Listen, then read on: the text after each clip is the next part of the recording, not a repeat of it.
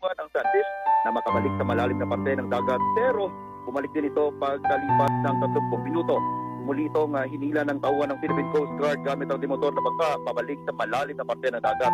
Ayon sa Bureau of Fisheries and Aquatic Resources 6, maring may hindi pangkaraniwang pangyayari sa ilalim ng dagat. Teresito Bacolcol, ang mga lungsod ng Caloocan, Las Piñas, Maynila, Makati, Malabon, Navotas, Pasay, Parañaque at Valenzuela ay mga low-lying areas na nasa silangang bahagi ng seaboard malapit sa West Philippine Sea. Mahinaan niya ito sa local tsunami mula sa lindol na nagmumula sa trench ng Maynila, Negros at Sulu. Dagdag pa ni Director Bacolcol na sa oras na maganap ang lindol na may magnitude 8.3 sa Manila Trench, magkakaroon ng 3.5 meter ang taas ng tsunami waves sa coastal areas at kung high tide ay 5.5 meters. Dahil